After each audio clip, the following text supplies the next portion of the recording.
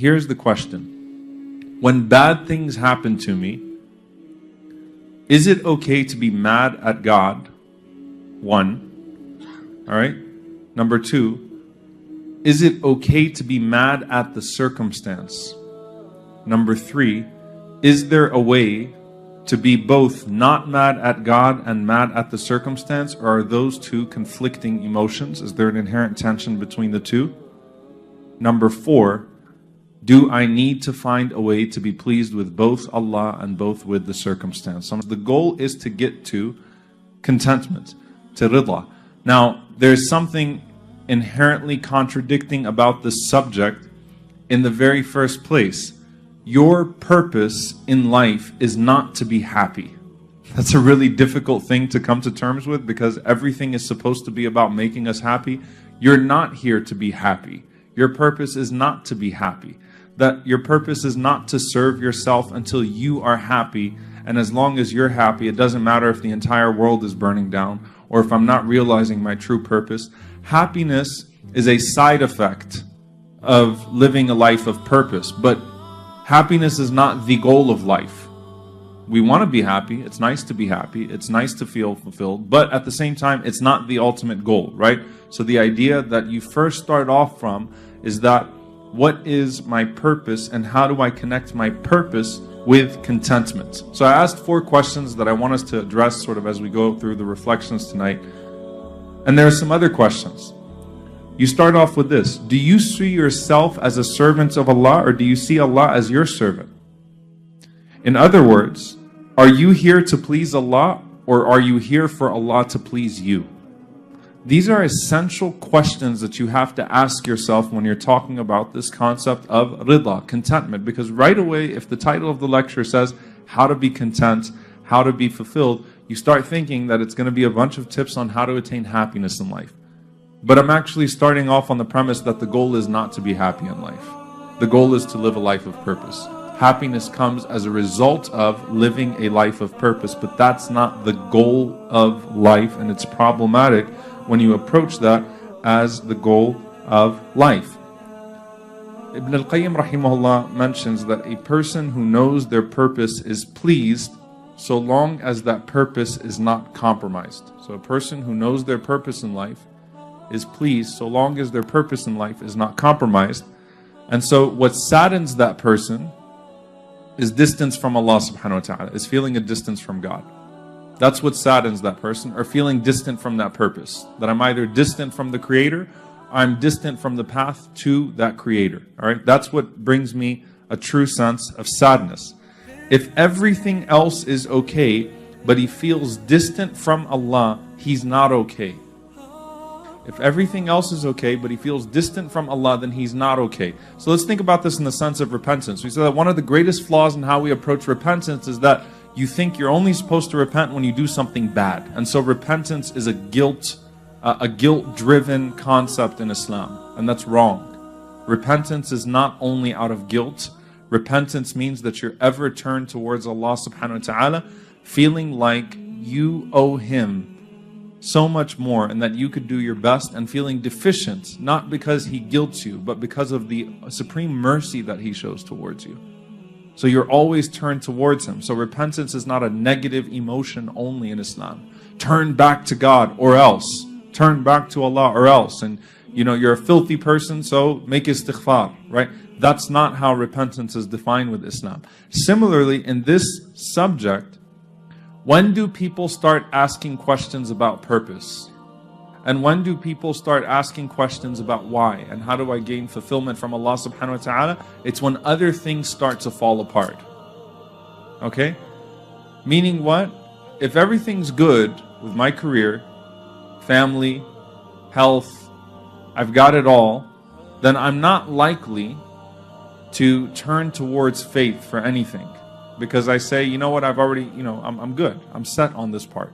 But I'm still feeling disturbed. I'm not fulfilled. And I'm wondering why, probably. But at the same time, there is no induced emotion of, how do I get close to the Creator again? But in the case of the believer, if everything else is okay, but they still feel a gap between them and Allah, they're not content. They're not satisfied. They're not pleased. It doesn't matter if everything else is okay. This is not okay, therefore I'm not okay. But with that believer, if everything else is falling apart, but they feel connected to their Creator, then they are, and put this in quotation marks, okay, even if everything else is not okay. Now again, I'm going to come back to the essential question though, does that mean I have to be pleased with the circumstances that I have or not? Okay? Does that mean I need to be pleased with the circumstances, or does that mean that I need to be pleased with Allah despite the circumstances?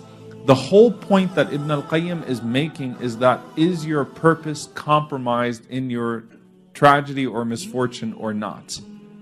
And that is the core meaning of the Prophet, peace be upon him, saying, "Ajaban li amr al-mu'min," how amazing is the affair of the believer. If good comes to him, then he is grateful, he praises Allah and he's grateful, and that's better for him. And if hardship comes to him, he is patient and he praises Allah, and that's better for him. Meaning what? Everything else can be stripped away from you and taken away from you, but your purpose is still sound. There's a very famous incident of the great scholar Ibn Taymiyyah rahimahullah that was jailed for his principles, tortured, and he's standing in the courtroom. And as he's standing in the courtroom and people are talking about the various forms of torture that they're going to inflict upon him, he says, "What can my enemies do to me? My Jannah is in my heart," meaning my paradise is inaccessible to you, and there are no circumstances that could possibly rob my heart of that Jannah. Inna qatli shahada. Kill me and I'm a martyr. Kill me and I'm a martyr. You're not my whole life is based upon that purpose. So if you take my life for that purpose, I'm okay. Qatli shahada. Kill me, I'm a martyr. Alright? By the way, Muslims, we don't have a death cult. We don't go searching. We try to live for Allah. We don't go searching for ways to die for Allah. Let's make that very clear. Alright? So Ibn Taymiyyah was not searching for a way to die. He actually was pretty keen to live to do good things. But hey, you know what? Go ahead. Kill me and I'm a martyr. Qatli shahada. Deport me. Send me to some strange land. And you know what? That'll be a chance to contemplate and explore the rest of the earth. And contemplate the signs of Allah subhanahu wa ta'ala. I'll be fine. I don't need this place. I can go anywhere and I'll be just fine. Because my happiness is not contingent upon the place that I'm in. I can find happiness wherever you send me, and I can find appreciation of the signs of Allah subhanahu wa ta'ala around me. So go ahead and deport me, I'll be fine. And he said, if you put me in jail, then it's a chance to be secluded with Allah subhanahu wa ta'ala. And the only company I need is the company of God.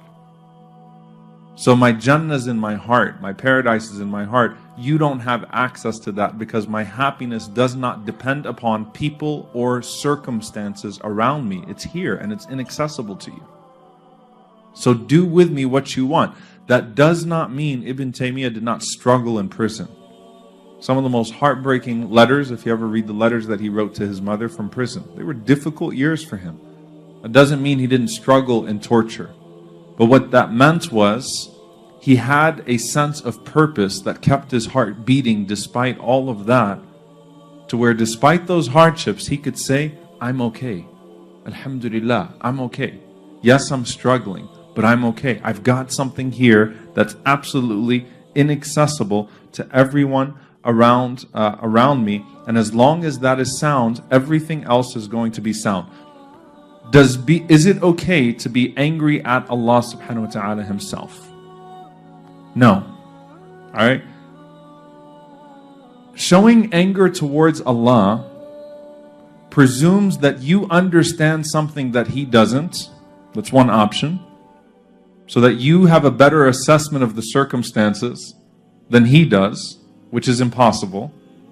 Because His knowledge is not limited like yours, nor is His sight limited like yours, nor is His hearing limited like yours, nor is His time limited like yours.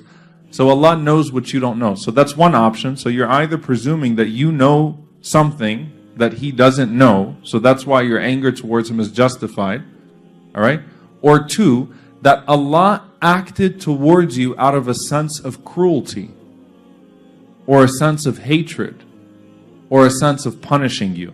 And by the way, I'm going to get to one of the worst flaws of preaching that takes place by all forms of religious preachers, which is that when you suffer, it's because Allah is punishing you.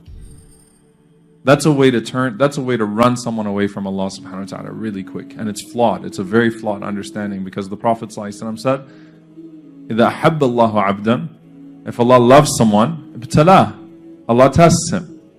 So you're presuming, you might be presuming that the hardship that's coming to you is coming from a place of cruelty and a place of hardship. So you're blaming, you are making assumptions on the attributes of Allah, or suggesting that Allah's attributes are incomplete. Alright? Another possibility that can come from that is that you are saying to Allah subhanahu wa ta'ala, if you show that anger towards Allah subhanahu wa ta'ala, that He was unjust to you. You're claiming that an injustice has been done to you by Him. So there are three essential flaws to approaching the divine in that capacity, being mad at Allah subhanahu wa ta'ala. And I share this because, and I've shared this story, some of you might have heard it, and it was one that really, wallahi, I'm not making it up. Alright, so just to be very clear, because some of you might be like, this really happened to me, alright? Sitting in a room with a bunch of clergy, and it was grief counseling, and the grief counselor teaching us how to be better grief counselors. And the grief counselor said, you know what the problem with do clergy is? You don't teach people that sometimes they need to be mad at God. They need to tell God, God, I don't like you right now. I'm not happy with what you're doing right now. And I'm sitting there going, this woman is crazy, right? And then I look around and everyone's going. And I'm like, how do you teach people to be okay if you're clearly not okay, right? So, no, wait, that's flawed. You can't reduce Allah to that, because what's the point of having a God that's incapable or cruel? Because that's the inherent suggestion. The implicit suggestion is that He's either incapable of doing something right, or that He's intentionally doing something wrong and painful and harmful to you. That doesn't make any sense whatsoever. So no, you don't get to do that. And it goes back to the very first premise. Contentment, fulfillment. You don't say to Allah, why did you do this to me? You say to Allah, what do you want from me so that I may live up to it? Because you're ultimately the master and I'm here to serve. So when I don't understand things, when I don't understand why you are doing things, I can still fall back on your attributes and your names. Allah